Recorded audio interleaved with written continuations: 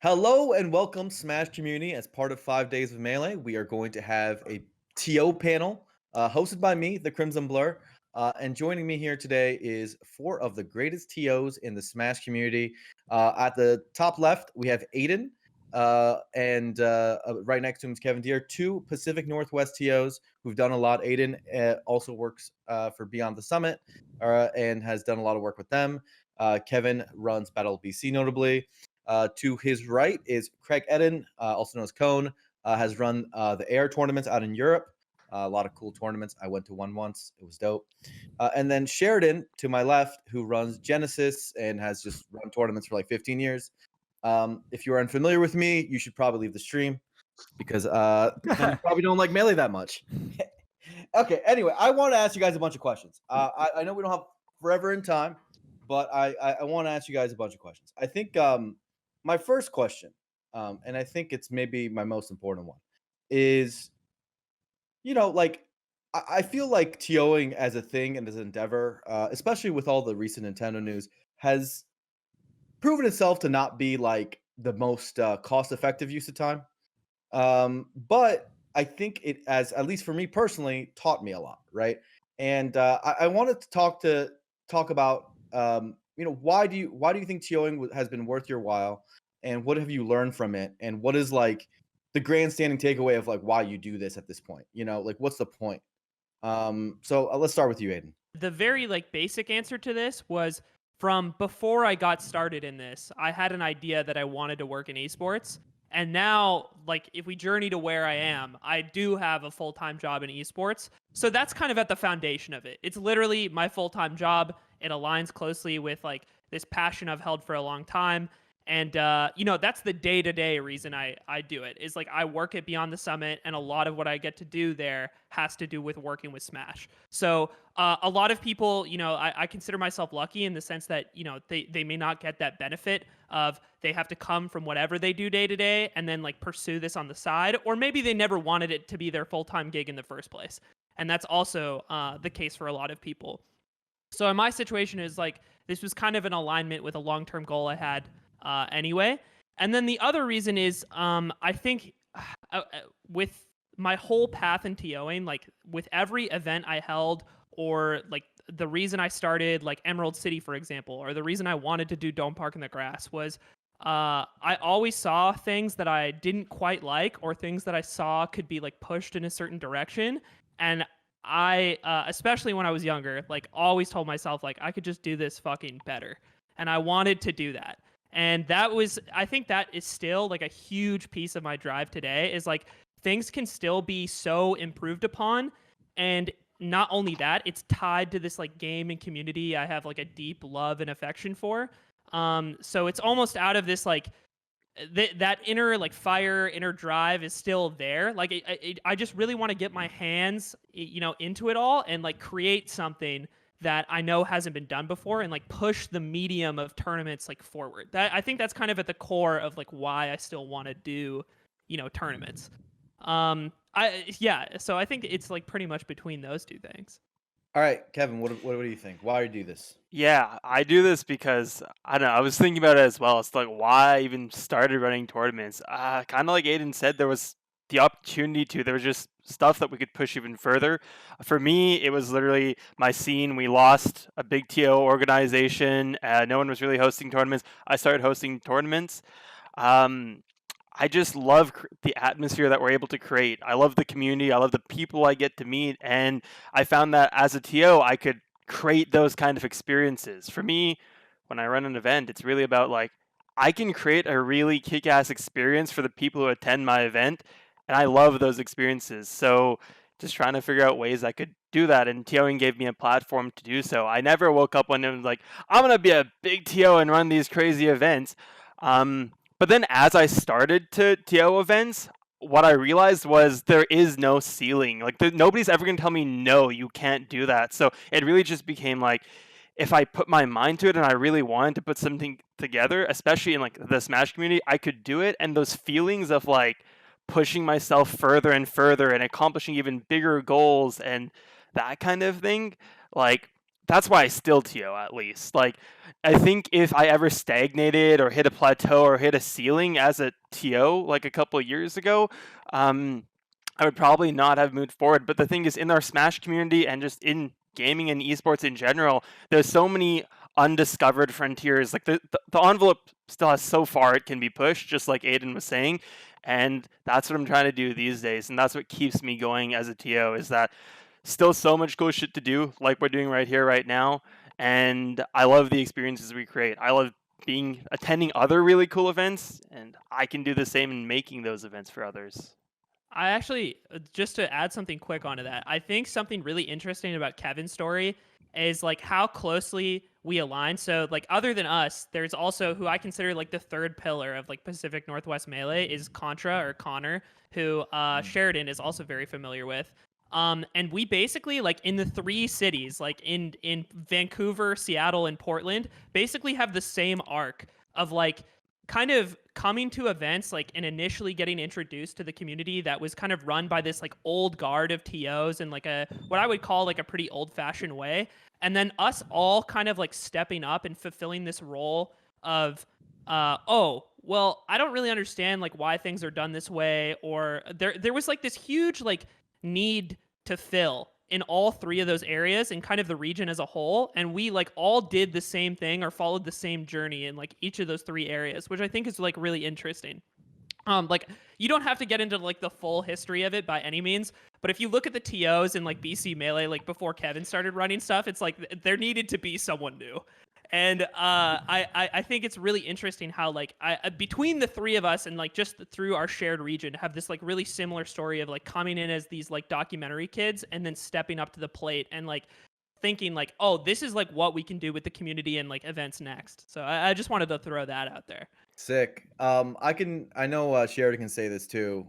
Just for as someone who's been like TOing for like a decade plus, and I'm sure you guys have all been doing it long enough to feel this way. Whenever like a new like superstar TO pops up, it like is sick.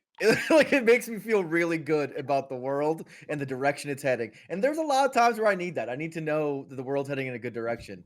And so I'm very happy that you guys exist. The children give me strength. And of course, the newest generation TOs, whoever you are, next one that's coming up. Yeah. I look forward to you arriving into our lives. All right, Craig, you run some of the sickest tournaments that have ever existed. Why do you do it? I fucking love Smash. That's it. Yeah. No, I started TOing back in 2004. Basically started the UK scene. Ran countless tournament series since then. Started Air in 2014, which is the one I'm probably known for outside of Europe, through to 2018. I never know if it comes back. We'll see what happens in the future. I've always been a part of like the UK backroom, the EU Melee backroom, and help in that sense. But the reason why I've stuck through it for bloody ages is, and why I created Air is I asked myself, like, with Air, like, why do I play Smash? Like, why have I stayed playing Smash? And the reason is kind of like that journey you go on from like starting with a friend and you play Smash with your friend and you play it for hours. And then you kind of like venture out of that and you find other people in your local area who love the game as much as you and you play with them. And then you find out about a national or a larger event and you travel together in a car, you get public transport together and you get those kind of road trip journeys together. And then you get those like friendships are starting to kind of like grow. And then eventually those people that you've met at the journeys or at the actual events you've gone to, you start hanging out with them outside of Smash as well. And it's just this like lovely journey to go on with like-minded people and passionate people. Like I remember getting married, obviously, to my beautiful wife, you know, back in 2012. And I looked around my wedding and, you know, the majority of people there were there because of Smash in some way. And a lot of them still didn't play Smash.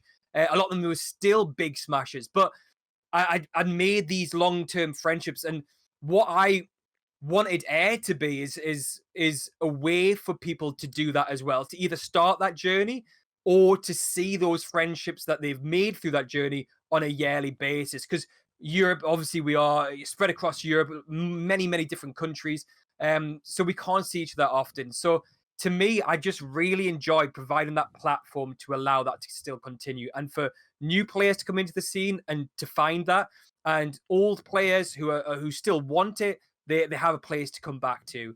And I just enjoy offering that experience to everyone. All right, sick answer. Melee is sick, and Smash is Melee sick. sick. It's literally the sickest. All right, Sheridan, you've been doing it for a long time. What keeps the old pipes going? Well, what's you know, my answer is pretty similar to what everybody else has said so far. I started because I saw the tournaments around me and I knew I could do a better job. I knew that a 32-person bracket didn't have to, start at 2 p.m. and end at 10 p.m. I knew we could get out and have dinner. And so I started, running the tournaments in NorCal, and things just kind of had escalated ever since then. And, now having run 5 just enormous Genesis tournaments, Smash has given me so much of what I have in my life. Met my girlfriend through Smash. My career couldn't be what it is right now without Smash. All my friends, the vast majority of my friends are from Smash. And I know that like when I'm walking through the Genesis venue with 3,000 or whatever people in it, that so many other people are being able to form those relationships too. And, just makes me really happy to be able to think that hopefully like some people are being able to just get the same impact on life that I've had through Smash. And I'm just grateful that we have so many other TOs in the community that like continue to inspire and give us new ideas and just keep pushing each other to make tournaments what they can be.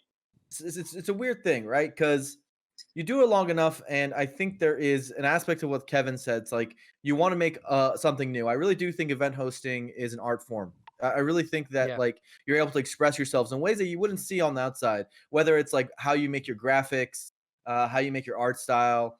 Each of you have your own unique art styles for your different events, or like what type of event you're bringing forward. Like is it a unique format, whatever it is. Like all that is like creating a product. And I also think like it's hard to be good at something. You know what I mean?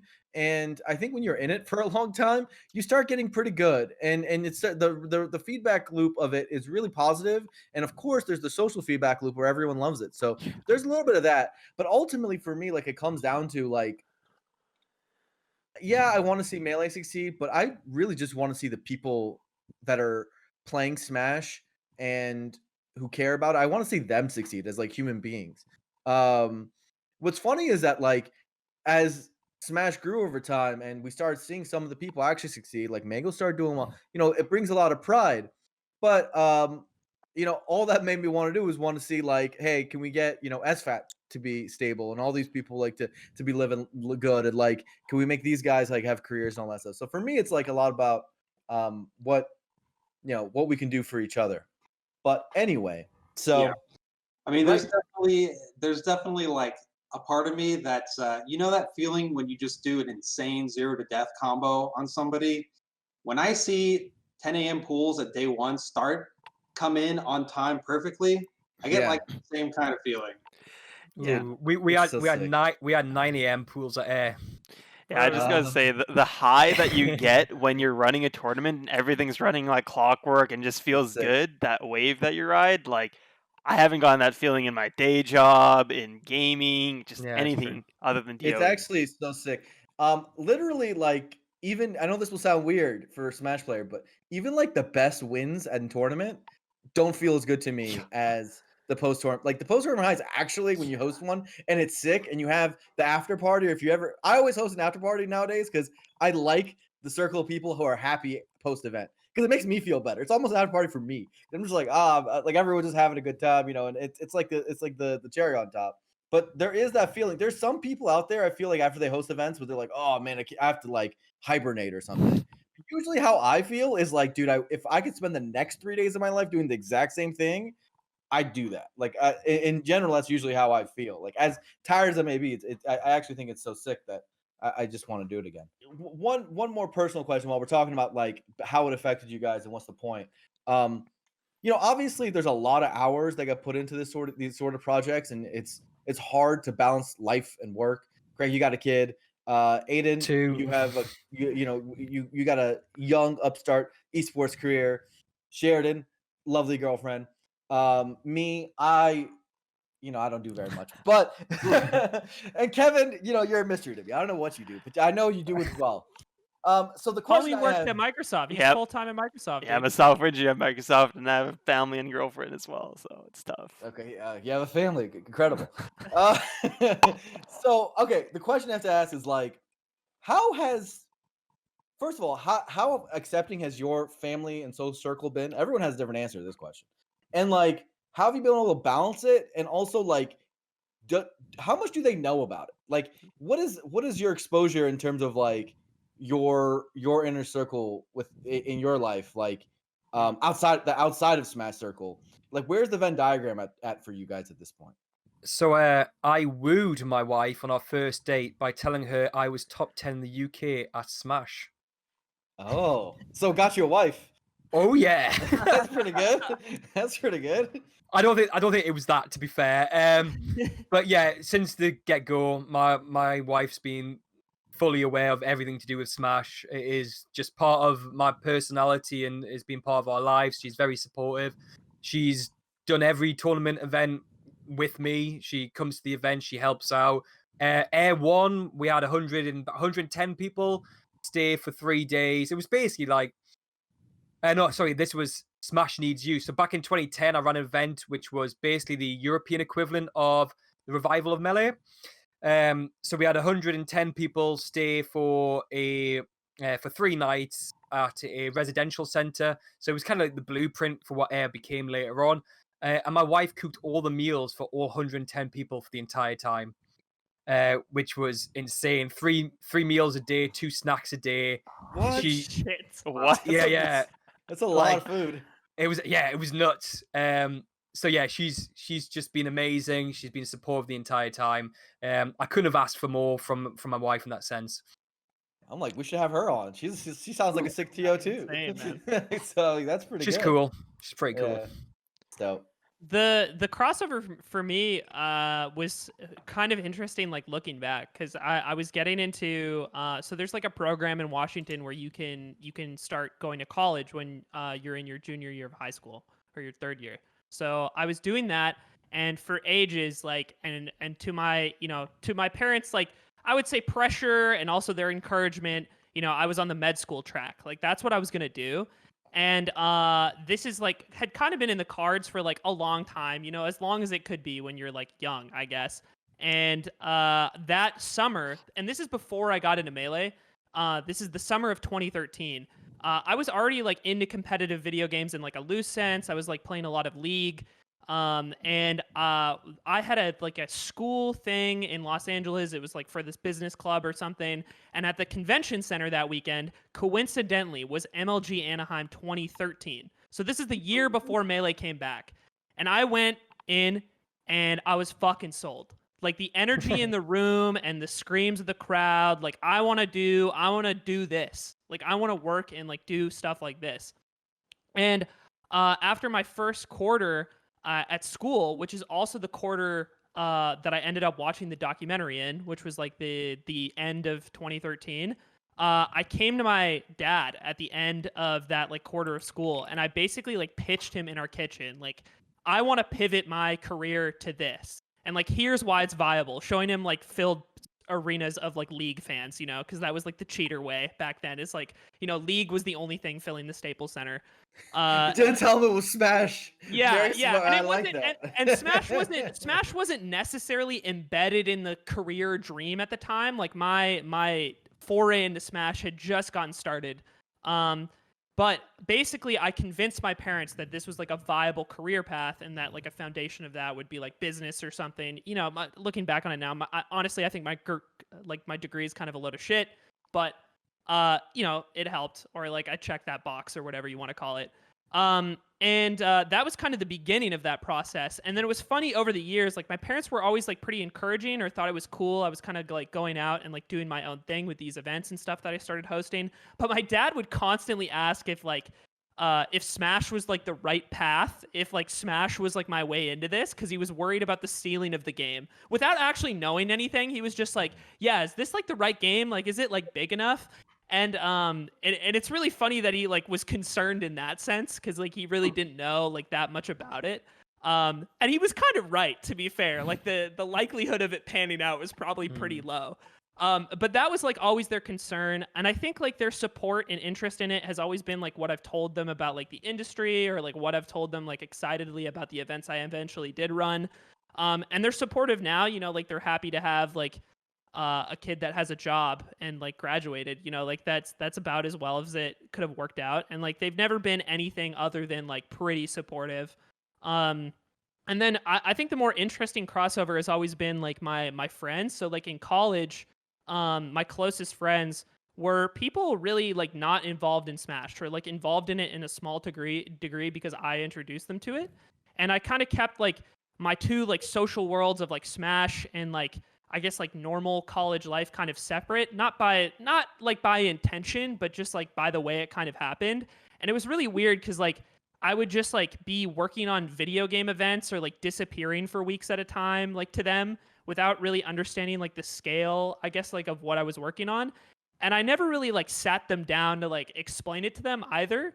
So I'm just kind of like Smash video game guy to them, and they don't really understand it. And like my closest friends do, because they like spent more time around it and like helped out at events on occasion. But it was always funny like balancing those two like social groups.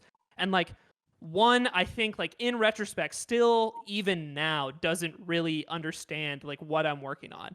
And it's not like they aren't encouraging or like supportive per se, but they just don't really, you know, for quote unquote, if you were to use the word normies, like I think it's still lost on people that video games can be this sort of like big sports-esque industry.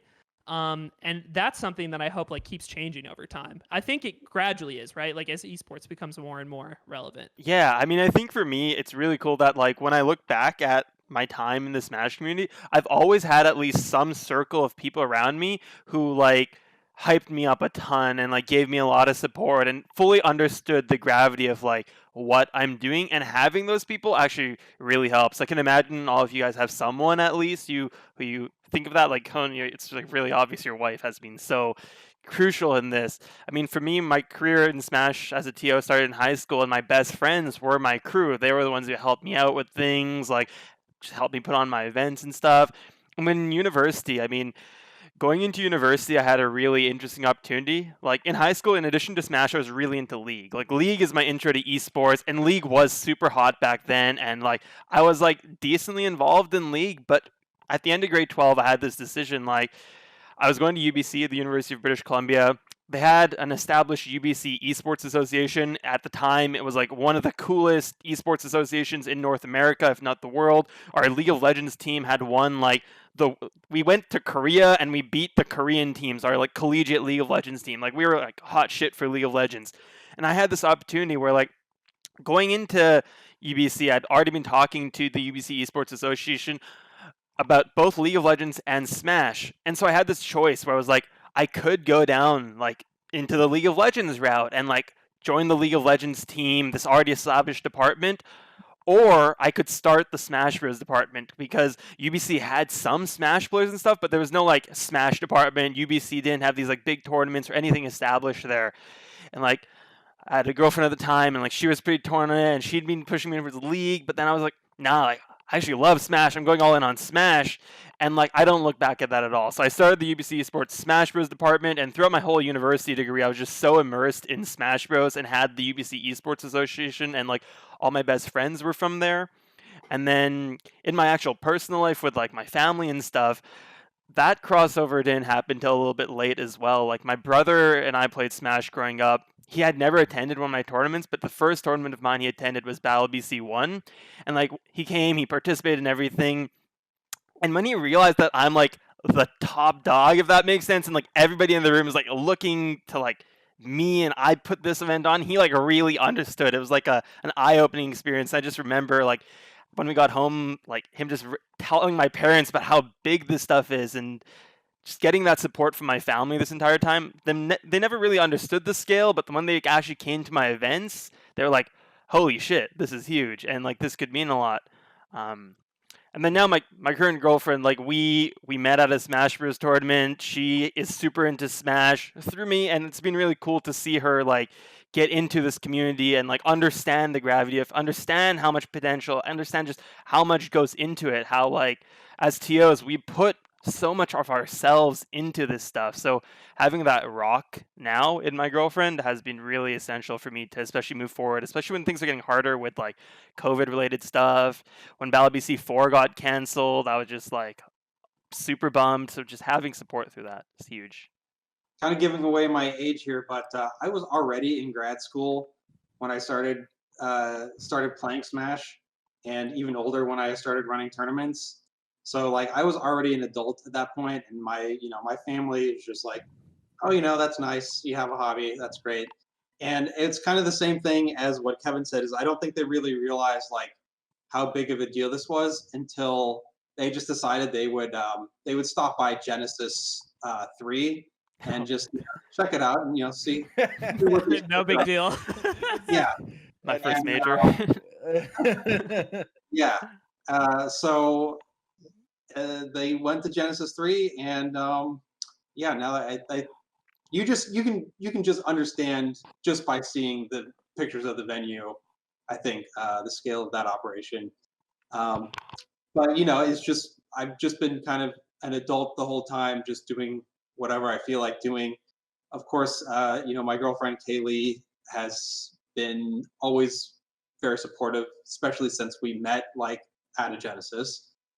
And especially in those like months, like the Januaries and Decembers leading up to a Genesis, when I'm spending all day either at work or planning Genesis, and just happy to have somebody who's able to take care of everything else going on in the house. Yeah, I'm actually really happy that we went and talked about the personal stuff first, because I think like if there are any like young TOs listening, I think it's hard. Like obviously when you run your first tournament, it kind of all builds on itself, right?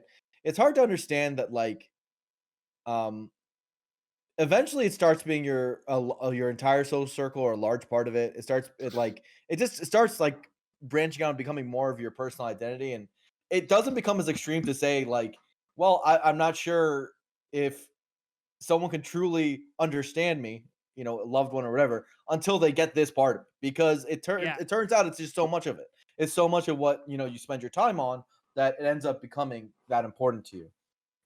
So Kevin, talk about COVID real quick. And I don't know who here has hosted an online tournament yet or wants to. I have. I think Aiden has through Summit. I know Kevin's doing Galint. That's coming up, by the way. That's gonna be cool. The Galint major. We've got European plans coming up. Oh, Ooh. a little leak, a little spoilers. So and I know Sheridan wants to do Genesis online at least, so his heart's in the right place.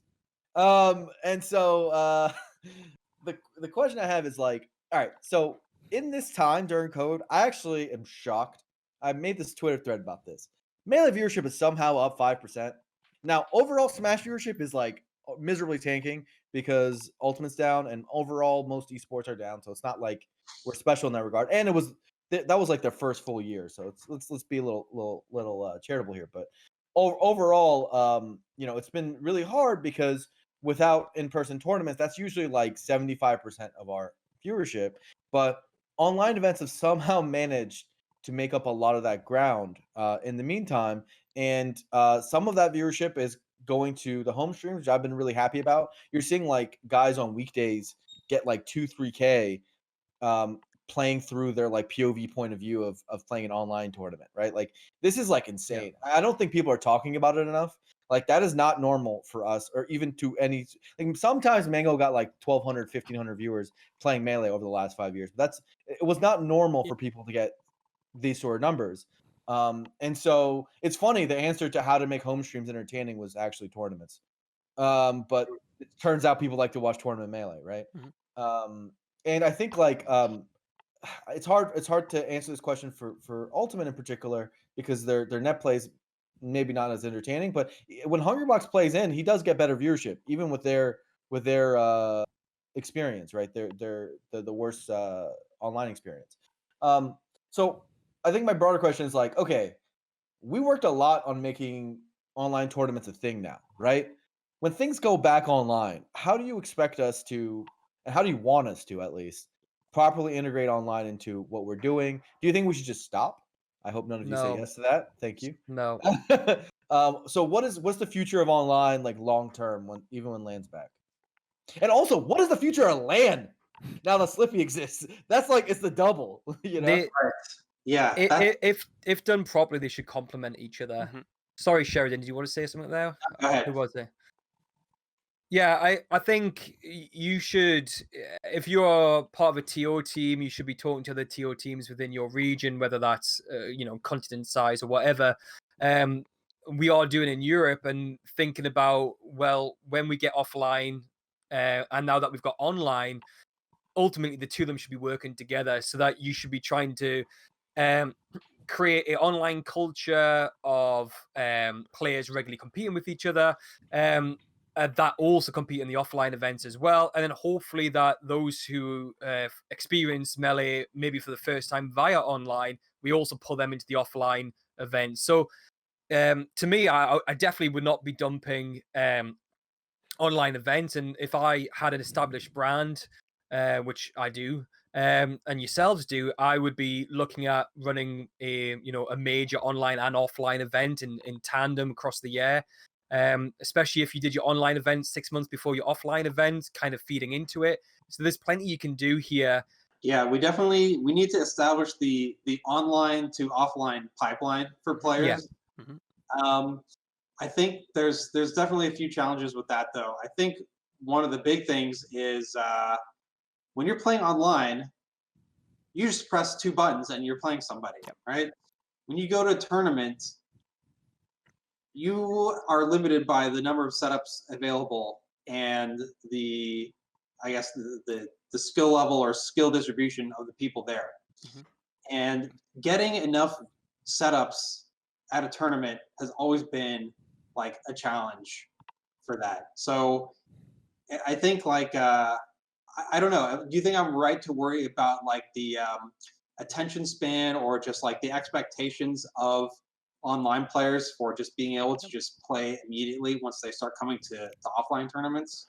I would say, Sheridan, like, in my opinion, I think this is always something that we worry about as TOs, don't like, it's just the constant worry of, will people show up? Will we get enough people? Like it's last air, I'm basically, probably a good conversation to get into, because I think we don't actually talk about this as TOs enough, is I'll get into it now, is this kind of notion that if you are an aspiring TO out there who wants to kind of step up to doing sort of majors and super majors, is to me, that major step is if you're running a local, maybe it's down your gaming cafe or bar or church hall or wherever it is, and you're kind of taking money in via like your personal PayPal account, you're doing via cash, and you're paying for the venue on cheap, or it's like get X amount of people in for drinks and food, and you get the venue for free. Like when you step up, like it's not, you're not catering to your local community, your local scene, your Discord that you're in.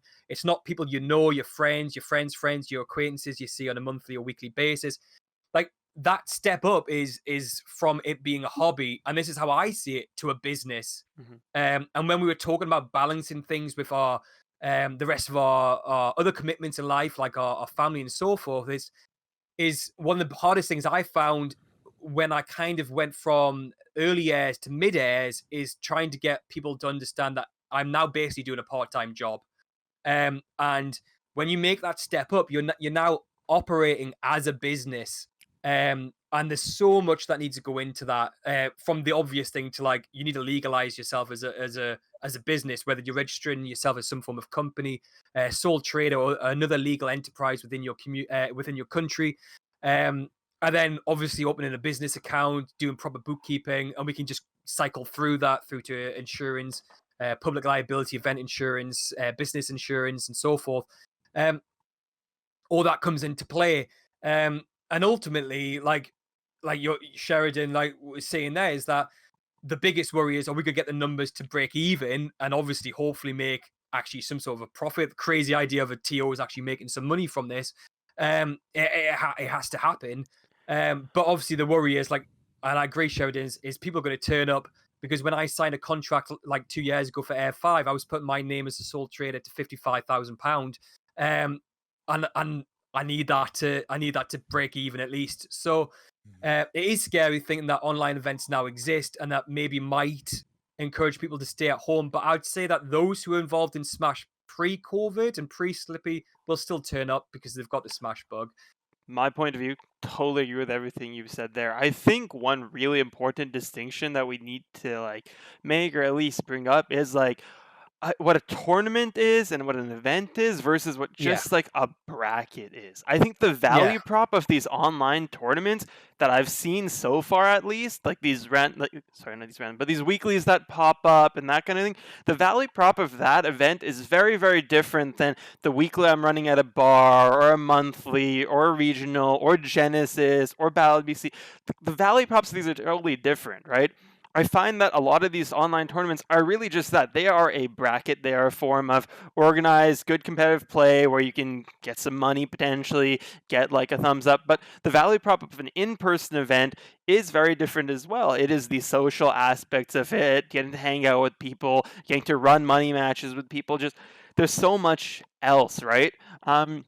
In that thread you were talking about, Blur, I mean, we had a small discussion about this. I mean, I think it's on Aiden's mind as well a little bit. But yeah, like, we are going to have to do things a little bit differently. I do see a lot less value in, like, just purely a weekly with just a bracket where you're just there to run a bracket and give people some setups to play friendlies. Because, like, as we were saying, I don't imagine one of these new Slippy Blaze players waiting for their turn in a 4-man rotation, right? I mean, they have access 2 buttons away at home from the comfort of their own home to play just as good, if not better, Melee potentially.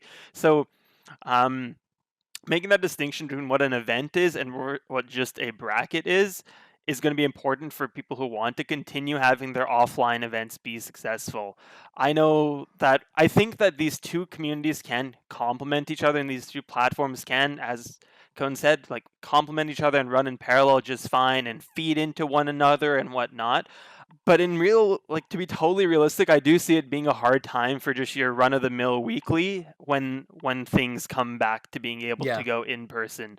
And they're going to have to do something different that's going to make it worthwhile to be there, or just distinguish themselves in some way or another.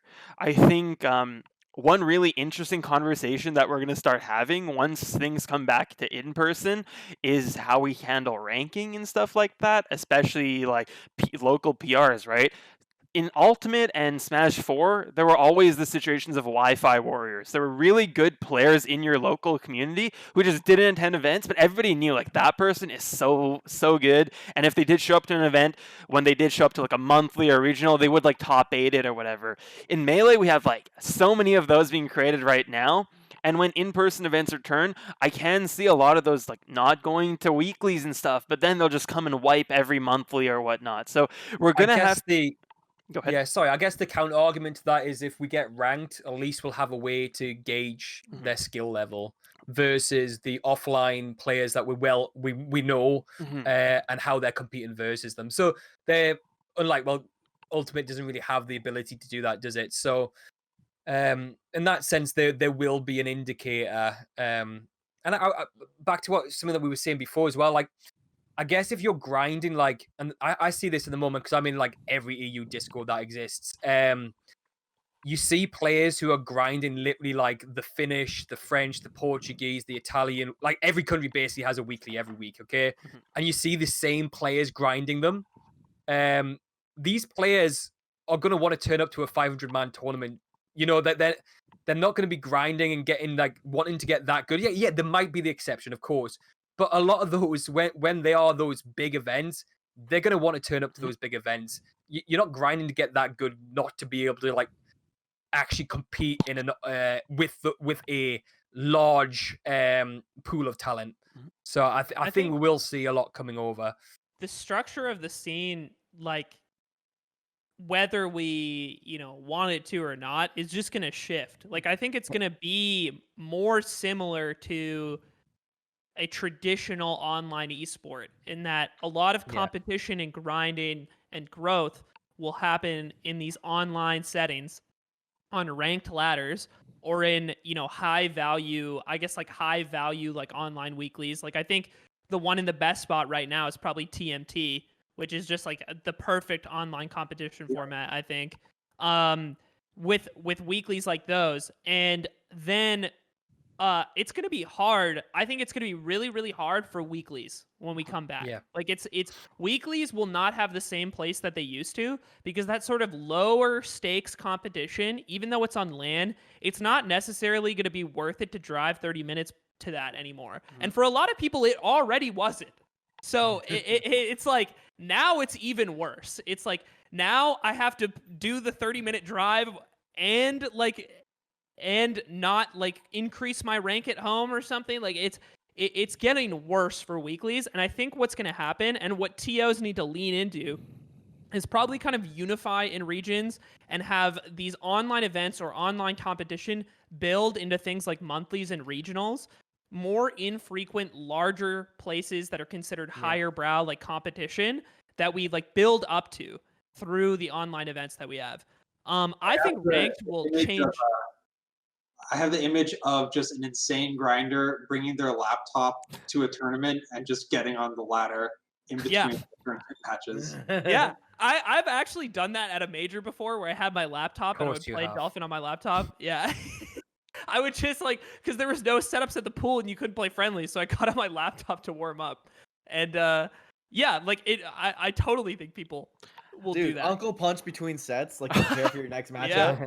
If people are going to Genius. do it. People are going to do it. And I think one thing we can kind of look forward to, like a big idea that I have right now, is integrating ranked into actual events once it's out and once it's solidified a bit. So I think I think an insane format in my head right now, and this of course could use some tweaking, but once ranked is out, you pay the money, you show up to Genesis or you show up to Big House, Shine, and you enter the bronze pools, or the bronze ladder, or the silver ladder, and then you climb to the next level. Like it all of a sudden there is this value of it being a major, this peak of competition, your work outside of that event, applying to something that is at that event, physically in person, linking those two things. And then regions can do shit like that with monthlies and regionals internally. Yeah, So this is what I was saying many before. new structures that we as TOs need to help facilitate and build out, because there's just, whether we love the culture of it or miss it or want it to return, the old weekly structure, the old weekly bracket, unless it's a bar tournament where the premise is more social than competitive, it has in my mind it's going to have no value anymore. Yeah, I said this just before you were saying that, Aiden. I think it gives us TOs more opportunities to be creative. Absolutely, 100%. Yeah, so I think, first of all, Aiden, that is the bronze ladder stuff. That's a great idea. It's a fantastic idea. But I think in general, I think a lot of local TOs are going to be like, oh, I hear this sentiment even before Slippy was out. They were like, man, dude, everyone's net playing, and this is when people were net playing a lot less because we didn't have rollback, right? Yeah. How do I get people to my local? And my answer was always in my head, it's always hard to break to people. It's look, man, if these people are still playing the game, that's why we're hosting events in the first place, right? We're doing it to facilitate the growth of the scene. Yeah. And what's weird is that now with the advent of Slippy, for the first time, I feel like we've added a third KPI to our community's fundamental areas of growth and ways we measure ourselves, right? Historically, the way we measure our growth has been very simple, with viewership and live attendance. We basically just look at those numbers across the board and be like, are we getting more people to go to tournaments? And are we getting more people to watch the tournaments, right? It's that's how, if we are, then our community is growing. If we're not, our community is declining. Now there's a third one, which is how much people are playing, period. First of all, now we have actual ability to potentially get that data. They're actually, I do love this idea, right? Because it was always this question that I think arose in these type of circles before. It's like, what is the difference between the amount of people watching online and the amount of people willing to show up to a tournament? Because we always knew there was this ethereal third party of how many people are booting up Melee in their living room at home and playing with their friends and competing to a degree, but not really showing up to tournaments often, right? And there was no way to really ever quantify that. And now we have the perfect way to do it. We have like kind of the catch-all. And I don't know what sort of access to those statistics we'll have and like how Jazz wants to go about like sharing that with people, right? But with that information, we have a much more direct way of measuring the success of the scene, which is how many are literally playing the game day to day and not just at tournaments. Right. And I mean that third pillar is literally as important as the other two. Like I think 100%. all three of those statistics are now like they're like the trinity of what you should constantly be looking at if you're trying to grow Smash.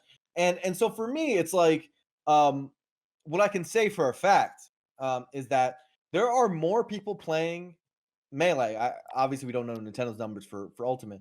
More people playing Melee right now than ever before by like orders of magnitude. It's like some extraordinary number, right? It is far more popular than people understand.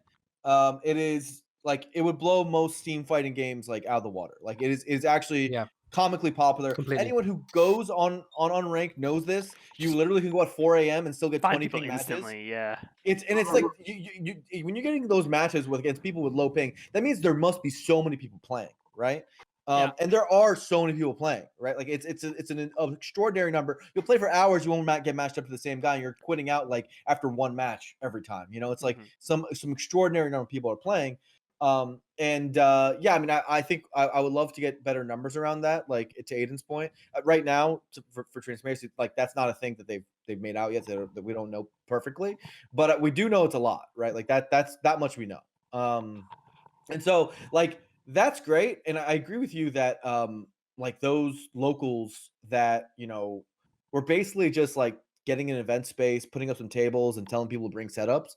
And happening on a weekly level, those are cool and they were great. But even on a personal level, I was having a hard time myself, like convincing myself to go to some of these, right? Yeah, and they have their place for a lot of Yeah. people. I think the issue is like when you look at locals from like the peak, if you look at attendance in like 2016, there was that just perfect time of new people entering the scene and enough like fledgling people like kind of hitting their stride and wanting to attend a lot of stuff.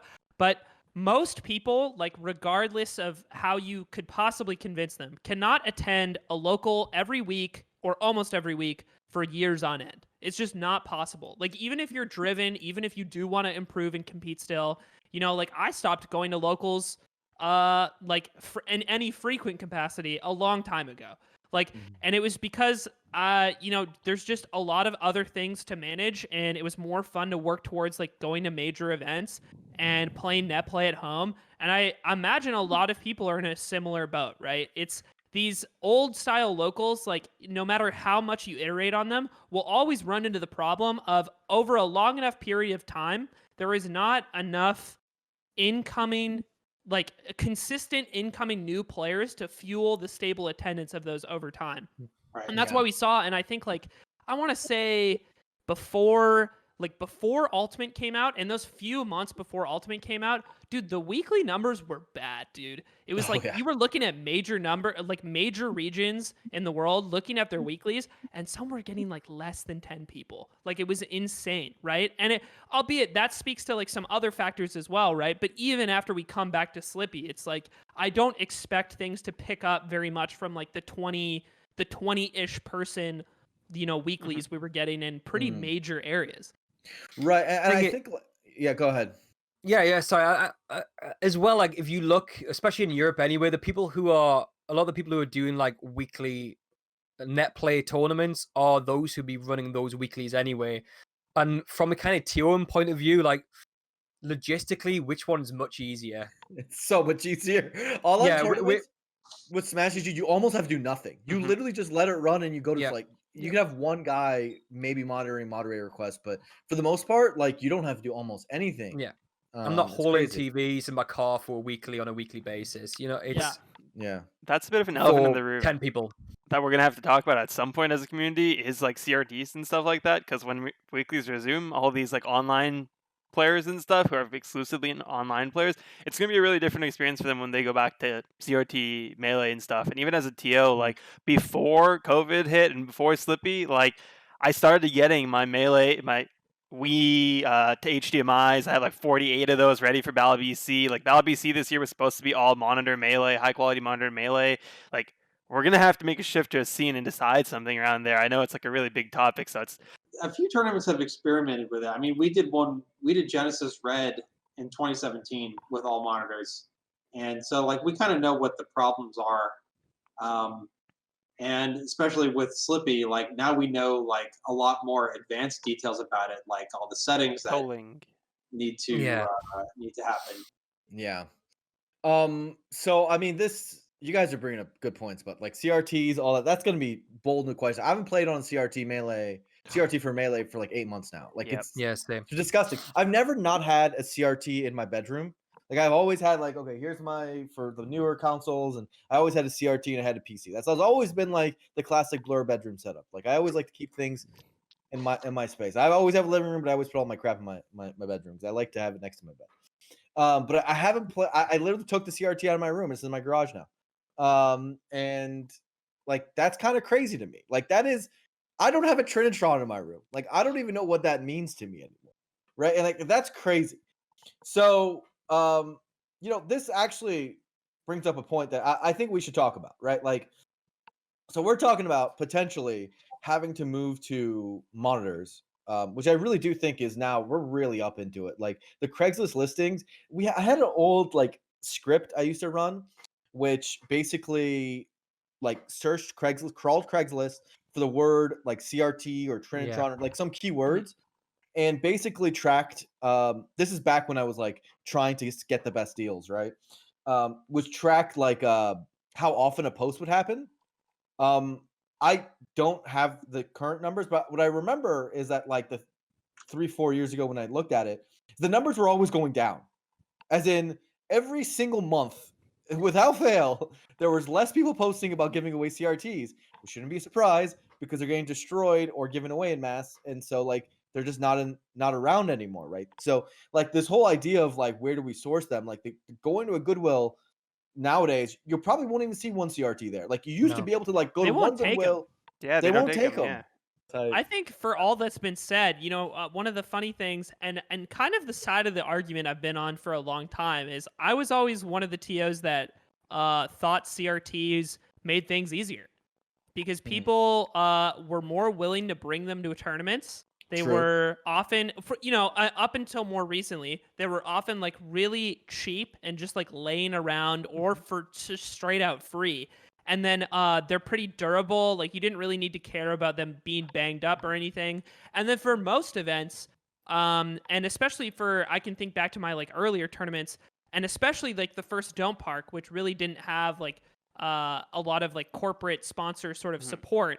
CRTs and community rallying of CRTs was like what made that affordable and possible to hold because we had no monitor sponsorship and we couldn't afford to rent CRTs or monitors either. So I think in a weird way, because of the like cheapness and at least like earlier on accessibility of CRTs and the fact that they would just be laying around, it often made tournaments easier for new TOs to host in a weird way. And I always appreciated that aspect about it because if we had to have like full PC setups or like even I think the thing that I contrast it with the most is it has always been so challenging to get setups for Smash 4 and now Smash Ultimate because people do not want to leave their expensive equipment lying around. Culturally, I think it's just different. It's not as embedded within that scene for you to bring your own setups to an event anyway. And I think like that is something that the Melee side of things never really had trouble dealing with because like nobody gives a fuck about their CRT getting stolen. Who would steal a CRT? Like it would be insane, right? But actually at one of the first regionals I ever hosted, which included Smash 4, like I've run Smash 4 and Ultimate alongside all of my big events, I got my Wii U stolen. The entire thing. I had my Wii U and my Wow. Smash 4 disc stolen at one of the first regionals I ran. And never once has that happened with like a Wii or a CRT. At least like not intentionally. It's actually funny where the opposite happens in a way where it's like people care so little about these things often that people will leave entire setups just around because they're so cheap. So I do think that has been like one nice thing about CRTs is that it actually, in a cost sense, opens the availability to TOs to host events in a way that you can't really get if you're hosting with monitors. And that is one transition I'm a little worried about is where because we're like so grassroots for any sort of like regional scale event, getting enough monitors to run a monitor only event is actually pretty challenging. And I don't know if there's like this weird stopgap of CRTs not being widely available or easy enough to find anymore because they're just old, but also not having the money to get monitors. It's like there's going to be a weird struggle to find setups in that kind of like crossover area. So I'm not a tech. Sorry, Sheridan, you go ahead. I was just mentioning that we get at Genesis most of our CRTs from Gaming Gen, but they only have 80 right now. Yeah. They don't want to have more. They really don't want to have more. Exactly. So as the years have gone on, we've had to source from more and more places. So I wonder if there might come a time where okay, bracket is on the CRTs and friendlies are going to be on monitors. Something. I think so in the past, since Ultimate released, I've spent way more time on playing Ultimate than Melee competitive wise. So I became an Ultimate competitor and stuff. And a really big thing that is almost problematic for Ultimate and will be a thing for Melee is the consistency of monitors as well. CRTs are consistent, right? Unless there's usually janky ones and stuff, with lag and stuff, but with monitors there's so many different aspects. Size is the obvious biggest one, but then frame rate and refresh rate and stuff. Now on my gaming monitor at home, it's 165 hertz refresh rate and all that stuff. On Twitter you see threads about oh yeah, you can overtune it to 200 hertz and your game looks so much smoother. Will the scene even be happy with 60 hertz 24-inch monitors? Will we even be able to get enough of those for Ultimate? As somebody who cared a lot when I was playing on a good monitor versus bad monitor, I actively at some tournaments would try and stick to the good monitors. We're gonna have that problem here as well, right? Yeah. And even more problematic because people are so much more picky, so much more precise and picky in our community. Dude, as someone, so right now, I have 260 hertz in front of me. That's because Nintendo has my 240 hertz ones, so I can tell you. The 240 versus 60 experience. First of all, there's a big difference between even 144 and 240. Yep. Yeah. But the difference between 240 and 60 is jumping off a mountain and then falling into an ocean, right? It's a complete. I don't even know if how that analogy makes sense. But the point is, it's drastic. So it's so different. It is so much better that all of a sudden my garbage sheet can reaction tech chase. All of a sudden I'm hitting it's not even close. It's insane actually the difference. One of the best investments you can make if you're a player right now is actually just getting a better monitor. So yeah, I don't think people are going to be that compromising, especially if they have a good monitor at home. They can just enter net play tournaments. This. It always goes back to this, and we have to beat that quality standard, and that's going to be hard for us. So the reason why so many sponsors are afraid to give us money without a Nintendo license is partially because they know about the history, or they at least have some idea of the risk involved of Smash events without a Nintendo license. As in, they know Nintendo shuts shit down, right? Whether they've tried something in the past, if there's someone who've been more supportive. So it's there are esports which exist where there isn't the developer isn't going around giving formal agreements to literally everybody, right? And maybe some of their events get sponsorships. For the most part, the Valve ones, for example, there's this page on the Valve website that says, hey, you guys can kind of do what you want. But they don't make contracts always, right? If you were in a CSGO tournament, Valve is not going around and making. They don't have time for that. They don't care, right? But those CSGO tournaments still get sponsorships. Why is that? Because in general, the market understands that this is not a risk factor, right? But with us, the market understands it's such a risk factor that they kind of are scared away, right? And or even if they invest 1 year, they get scared away with time, right? And yeah, I think like one of the hardest questions we have is like we're talking about all these ideas, right? And pretty much every single one of these ideas, in terms of moving forward for sustainability, involve modification, involve maybe emulation, maybe evolve like all these different things that like you kind of got to do in 2020 to keep a 20-year-old game like working. Like these games aren't being sold anymore. We literally can't do it anymore, right? Yeah. And so it's leads us to an inroad. We're not actually left with a lot of choices in terms of being able to work with them, even though we're all emotional about it, right? Like if you just like take a step back and like, what choices do we actually have? Well, at the end of the day, our player base is not going to accept non-UCF.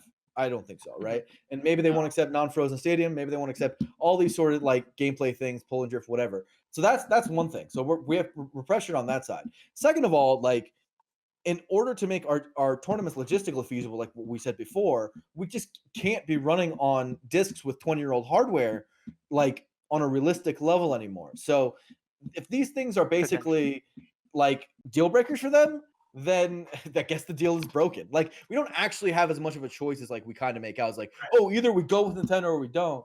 For me, it feels like it's actually not that much of a choice. It's not like they want us anyway. But yeah. I mean, even if we could, like, let's say whatever happens next with Genesis could be the status quo ante with G7. It's literally a liability to tell the community we're partnering with Nintendo right now. They'll Like, boycott. That's just Yeah. bad PR, And irrespective of any other deal that we're making with them.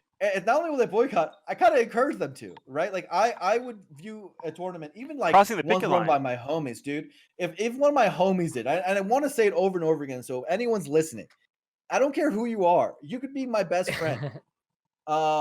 If you cross the picket line here, like we just can't run that. This is not how we're gonna. It's literally going to be harming our community. And whatever tournament you're hosting is not as important as this fundamental existential topic for us. So just don't run a tournament rather than doing it. Like literally is what I would say is like it's not a good look. Don't do it. Yeah.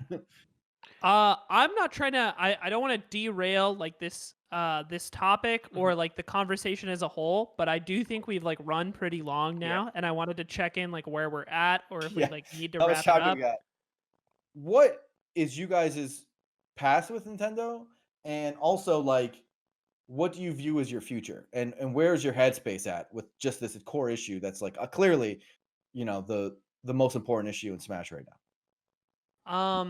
I think like I can just go quick. So as far as like past with the Nintendo, I think I actually have had the unique opportunity of working with them directly, but in very different ways from other Smash TOs, just because of Endgame TV's background in Splatoon. So we had like weird avenues into a relationship with them that other Smash TOs didn't have, at least not until like recent years. Although like not necessarily like super beneficial, but just different. And I think the beginning was like I met JC for the first time just like at a tour of Nintendo with a Smash player like a few years ago. I want to say in like 2015, 2016, after the Invitational was over. And then for Dome Park in the Grass, I was in a conversation with Nintendo at the time about signing one of the contracts. Ended up deciding like not to sign the contract. And Nice. yeah, I just like look I it was different for a lot of TOs at the time, but I did not see the benefit in signing it. I was like, there's no way we get shut down if we don't sign this. And all this does is create barriers or restrictions on like how we're gonna run this event. And we also weren't trying to get a lot of sponsorships or sales for that event. So we weren't worried about like that aspect of that approval for other sponsors to come in. And then oddly enough, even though we never signed the contract, we ended up getting TVs and setups from them for Splatoon. We drove to Nintendo headquarters with a U-Haul and got equipment from them that we ran that Splatoon tournament on at Dome Park in the Grass. So we ended up working with them on that event to a degree.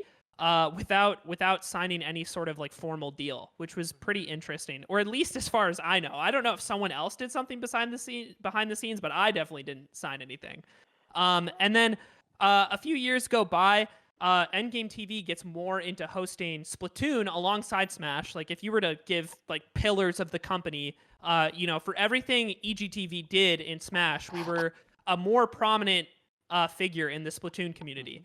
And we ran like all the major LAN events, in cooperation with people like Sheridan, the like Smash and Splash TOs, and ran Splatoon LANs. And at some point, Nintendo reached out to us to be the production for one of the Splatoon NA Opens that they ran. And we actually went to Nintendo HQ with some of our staff getting flown out to stream that event and be the production for that event.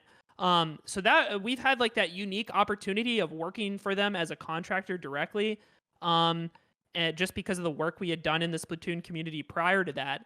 And I think since then at events like I want to say events like Sheridan's, I think Genesis, I'm not sure if Smash and Splash, I think Genesis for sure though.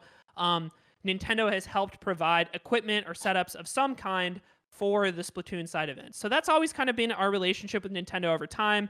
I think we also got invited to like the Ultimate Showcase, like because of that relationship. So it's always been like pretty cordial and positive because like we had that unique link of Splatoon.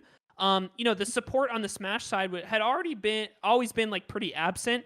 But I consider myself, lucky to have gotten to know their team through that game instead, and kind of getting a better idea of who they are. As far as like how things shape up in the future, I just don't know, man. It's hard to say what the like result of all of this, what's been going on the last few weeks, will be. My hope is that it dissuades C&Ds going into the future, right? The goal and like what I've wanted for like years now is like I kind of gave up on the Nintendo Circuit dream a while ago, and I think a lot of people did. Like a lot of people have always heard the rumors of like something getting axed or something that was supposed to happen that didn't. And I really just want them to leave Smash alone. I don't want your money. I don't want you to put up a circuit. I don't want you to do anything. I just want you to not stop what we're doing, right? Because it's like we've taken up the reins. It's like this is a grassroots sport. This is like them stepping in to cancel like little leagues for soccer because like they didn't want soccer to get this big, right? It's like it's weird, and I hope they can allow this community that's taking a game that they don't even sell anymore to like new heights. Just like let us have like some sort of creative freedom with the community itself, and just don't worry about it. And like that's all I can hope for, and what I hope this sort of like public reaction helps push forward going from here. For me with Nintendo, my relationships it's a little bit differently because I'm in Canada, and so Nintendo of Canada is its own entity. They don't really have too many resources or whatnot to sponsor events. Nintendo of Canada's headquarters is like 15-20 minute drive for me, so like I've been there in the past and that kind of stuff, and I have like all throughout university I would email people at Nintendo Canada here and there. I would like tell them whenever I was winning a tournament. Like I had a dude at Nintendo Canada who I'd like talked to here and there on Twitter, but like they were never able to commit to support and whatnot because they didn't have the resources. Like understandably, if it's a small entity like of Nintendo America or whatnot. But believe it or not, Nintendo actually did do me a big homie favor with Battle of BC 3. Battle of BC 3, we had a situation where for Ultimate, we had setups coming in, and they were shipped in two halves, where the actual console, like this part of your Switch, we had all these come with someone, like in their suitcase, but all the docks and everything were coming in the mail. That mail shipment got delayed till like the Tuesday after Battle of BC. So we had like 48 or 64 Switches, but no docks or adapters or anything. And so I literally just like sent like a plea to my homie at Nintendo, and he was like, I actually do have some of those. Just come pick them up. And so like that did like help us out a ton, and our tournament ran without a hitch with that regard.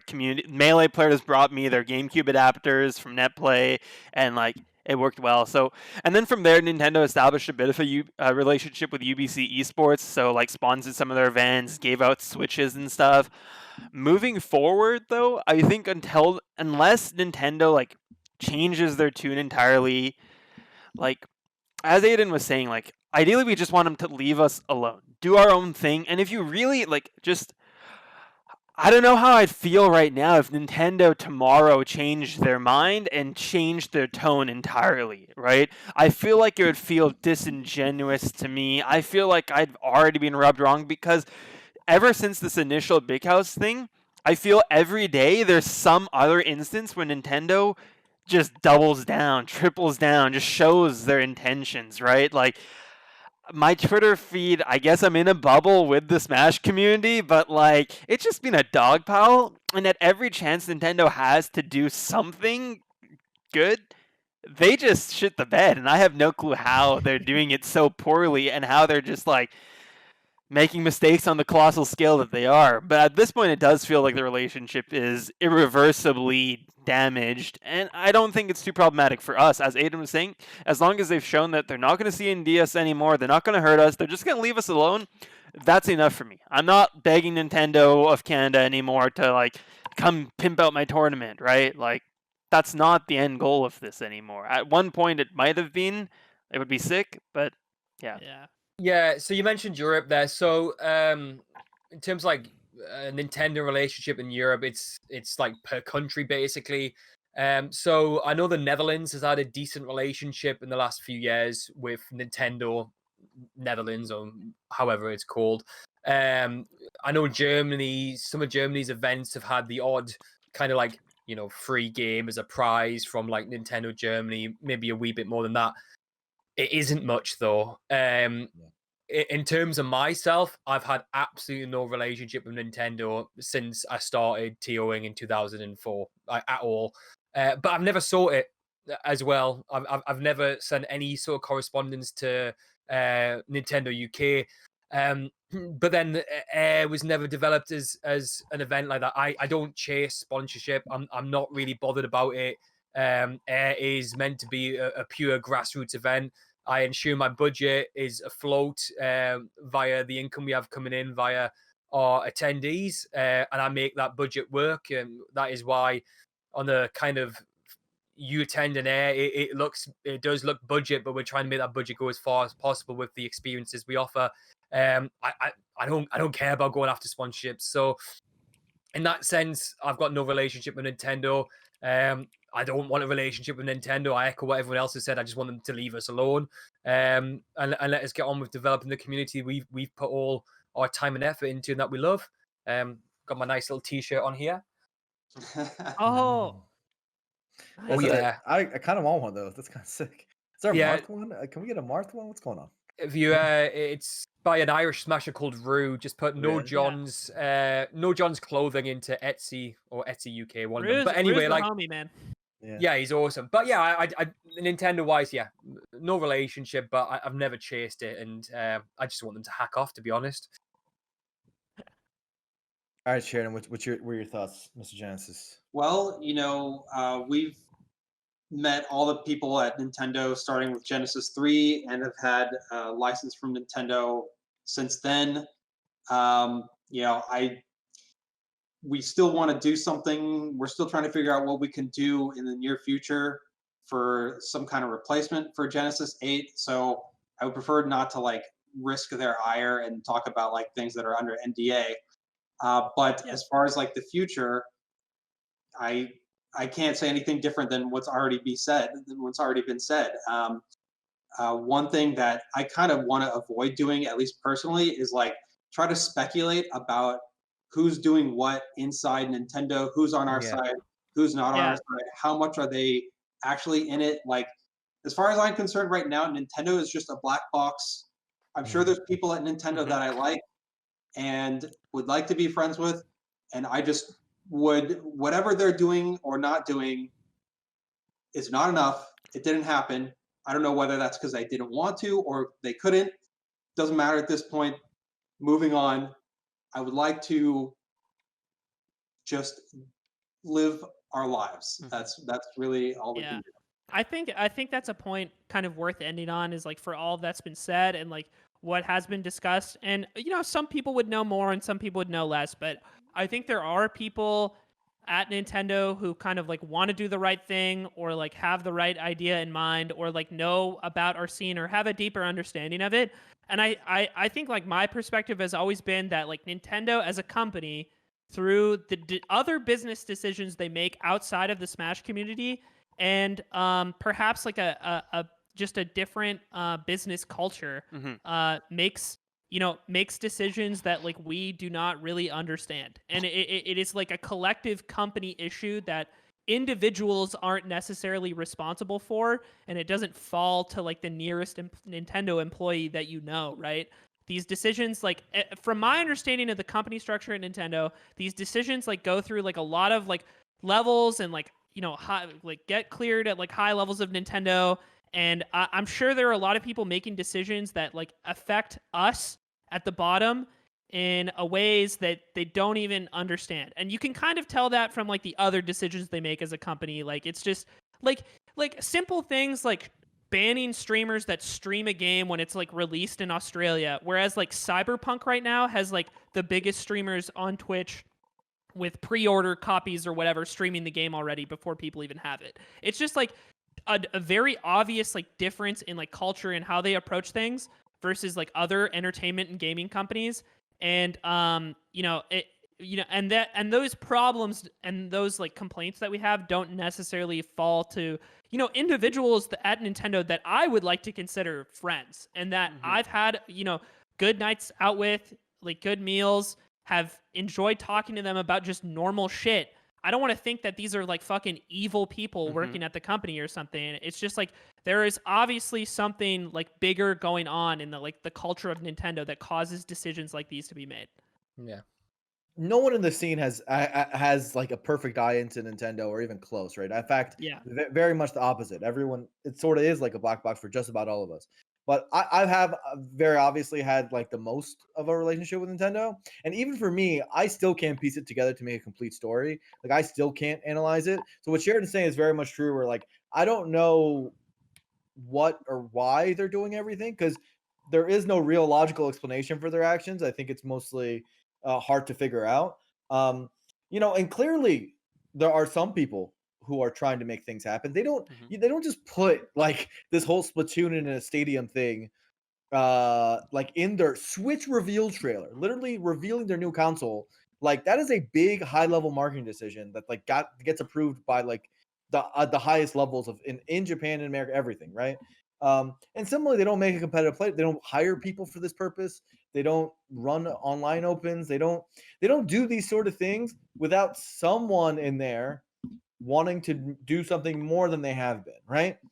But clearly the problem is it's not everybody, and clearly it hasn't been very transparent, or um, it's not just a communication failure. It's also just like the things they're actually doing, right? The things they're actually doing have been hurting us, whether they want it or not, right? Like, a lot of these cases that maybe are put out there of like missed opportunities where companies from outside want to invest in us, um, turned out to like a lot of it's just like them not responding to emails, not making things happen, probably because they don't have the approvals or know if it's their responsibility or don't have the executive clearance to even like entertain these sort of proposals, right?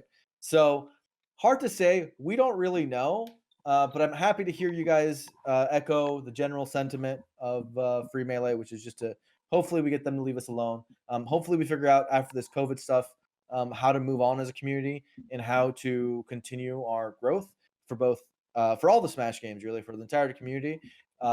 Because I think it's going to be a really exciting time. I think this is a really unique time in Smash history, and I'm excited to be working on it with all you beautiful people. Blur, I legitimately dream of the first major when we get to all hang out again. Like, it's I gonna be had that insane. dream. I had that dream literally had too. that dream. I had that dream. I had that. I'm not even 100%. It was Deadass. a dream I had. It was like a weird dream / nightmare because I like there was like the first half of the dream where I was really happy because I was at a Smash tournament. Then there was like the second half where I was like, got COVID. So Blur's psyche's all sorts of messed up. But yeah, like ultimately, like I can't wait, right? Like I really want to see everybody again. Blur, before we wrap up, Oh, this guy's gonna do it. I am going to do it. All right, so we're gonna Yeah. wrap up. Bye bye, guys. No, we're not wrapping up yet. No. The EU community is rather annoyed at me if I did not bring this up. The confrontation after years. Years. All right, Blur, answer me these two questions. One, did you attend Air 5? Attend. That's a theoretical word, right? Did you turn up to Stop. Air 5? Were you physically there? Yes. Did you pay to be there? Of course not. No, you owe us still a spectator fee for Air 5. See, here's what's weird, Craig. I literally thought this is the confusion for me. Is I No one thought gets away. he says no one gets away. I've got away with it for years. Yep. Uh, No special treatment with Air. Jared is Everyone's treated the same. all right. See, I couldn't tell if it was your UK people memeing or if you actually wanted $20 from me. No. It's not the UK. It is a EU-wide meme now. But we Yeah. generally would love to see you pay up. See, So, I could here's do my that. offer. Here's my Yes. offer. yes. How about after this airs, you make a donation to Direct Relief, right? Okay, now you're gonna make me do it. Well, I'm Yeah. gonna be like, you're telling me I'm gonna shut down charity The EU office. community would love to Yeah. see some evidence on Twitter that said Yeah. donation has been made, and we will be quiet. You will see no more Twitter responses from the EU community. That's all I ever wanted, just to be left alone by these freaking UK chads. This is so funny because I've literally been seeing these tweets for what, like over 2 2 years? years now? Over 2 years that Blur's been getting tagged in pay your air venue fee tweets. To be fair to me, and Craig was there, I just walked in, I said what's up to him. I didn't get Yeah. there was no one who came around and was like, hey, you gotta pay. I just kind of walked in and I just did my shit. Chain know? venue. And then days after, everyone was like, you Well, didn't it's pay. a I'm like, Sheridan. It's just not on. it's insane. By the way, if you guys did ask me back then, I could have expensed it to Twitch. Now it's gotta be my own money. So this is Bro, your whole $20. It means that much more. It means Yeah. that much more. whole $20. Dear Sorry. young Had to man be doesn't done. understand the value of money. All right. I'm okay. I'll do it. If it's for charity, 100%. 100%. Delightful. All right, sick. Okay, homies, it was a good chat. Maybe fine. this is pre-recorded, so we're schemazing the live viewers here. But hopefully they don't throw it all out because we went too long. It was always a pleasure, guys. I really miss all of you. I do want to go to all of your events in the future. Hashtag free melee, hashtag free it. Free Melee. Yeah, it's been lovely, everyone. Nice to chat to you all. Never Peace. felt Yeah, more inspired, Thank you very guys. much. Thanks, Have a good night, everybody. everyone. See ya. Bye. See ya. See ya.